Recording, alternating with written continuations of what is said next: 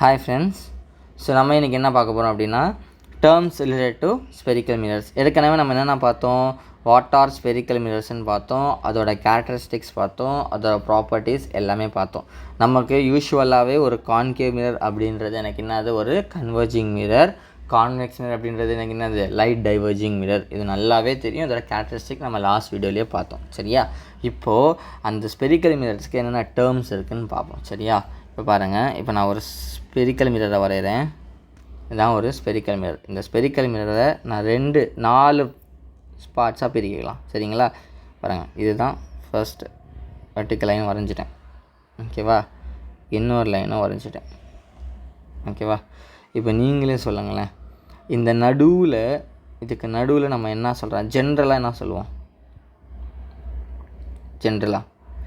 ஜென்ரலாக இந்த பாயிண்ட் நம்ம என்ன சொல்லலாம், சென்டர் அப்படின்னு சொல்லாமா இல்லையா? அப்போது சென்டர் அப்படின்னா என்ன அப்படின்னா, நான் ஒரு சென்டர்லேருந்து எனக்கு 2 வகையான மிரர் நான் என்ன பண்ணுவேன், மேக் பண்ணுவேன். இந்த இடத்துல பார்த்தீங்கன்னா உங்களுக்கு ஒரு கான்கேவ் மிரர் கிடைக்குதா? இந்த இடத்துல பார்த்தீங்க அப்படின்னா உங்களுக்கு ஒரு கான்வெக்ஸ் மிரர் கிடைக்குதா? அப்போது 2 மிரரை செப்பரேட் பண்ணுறதுக்கு நான் ஒரு பாயிண்ட்டை சூஸ் பண்ணுறேன் பார்த்தீங்களா? அதுதான் எனக்கு என்னது சென்டர் ஆஃப் கர்வேச்சர். அந்த சென்டரை நம்ம எந்த லெட்டர் டென் பண்ணால் சி. அந்த சென்டரை நம்ம என்ன பண்ணலாம், சி. அண்டர்ஸ்டுட்? ஓகேவா?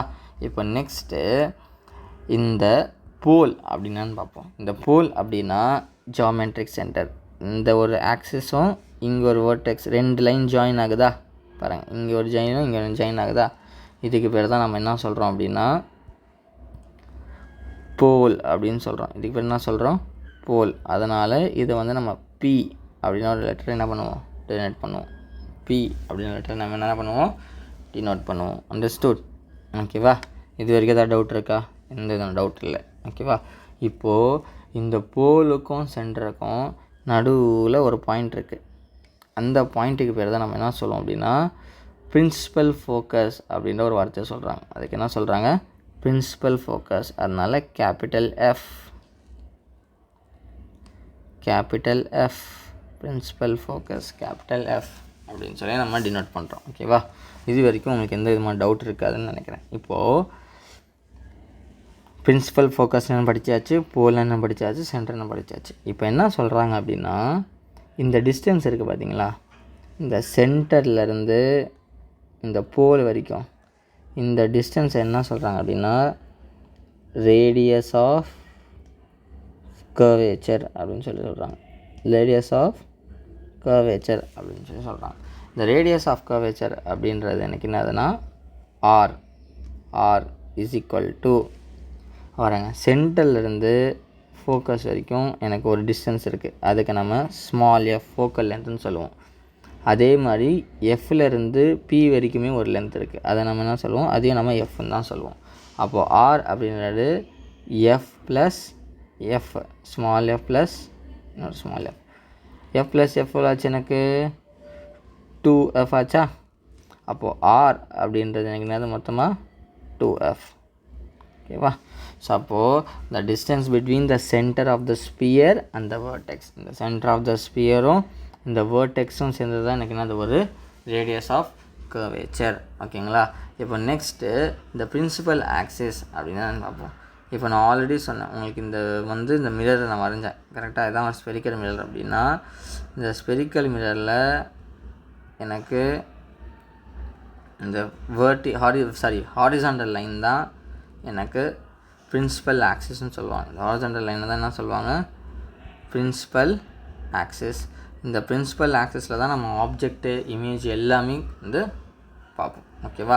அதுக்கு அடுத்தது ஃபோக்கஸ் அப்படின்ற ஒரு விஷயத்தையும் பார்த்தோம். நம்ம என்ன பார்த்தோம், ஃபோக்கஸ். அந்த ஃபோக்கஸ் அப்படின்ற ஒரு விஷயத்தை பார்த்தோமா.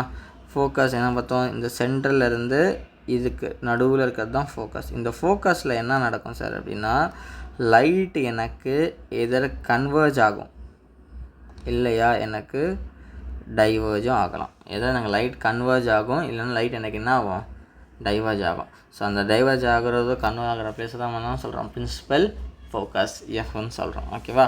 ஸோ ஆல்ரெடி நம்ம சொல்லி கொடுத்தது. What is focal length, the distance between focus and the pole, இது என்னது எனக்கு pole is called as what, focal length. அது நம்ம எப்படி போனால் எஃப். ஓகேவா, அந்த ஃபோக்கல் லென்த்தோட formula f is equal to என்னது r/2. ஓகேவா, small f is equal to r/2. So இதுதான் வந்து ஃபோக்கல் லென்த்தோட ஃபார்முலா. ஸோ இதுதான் டேர்ம்ஸு அண்டு அதோட டெஃபினிஷன். ஸோ இதில் ஏதாச்சும் டவுட் இருக்குது அப்படின்னா நீங்கள் எனக்கு கமெண்ட் செக்ஷனில் கமெண்ட் பண்ணுங்கள். ஓகேவா, ஸோ அடுத்தடுத்து வர வீடியோஸில் நம்ம ரே டயக்ராம்ஸை வச்சு இமேஜு ஆப்ஜெக்ட் எந்த இடத்துல வச்சா இமேஜ் எப்படி எனக்கு ஃபார்ம் ஆகும், அதே மாதிரி என்னென்ன ரூல்ஸ் அண்ட் ரெகுலேஷன்ஸ் இருக்குன்னு அப்படின்னு நம்ம நெக்ஸ்ட் வீடியோவில் பார்ப்போம். Until then bye bye, thank you.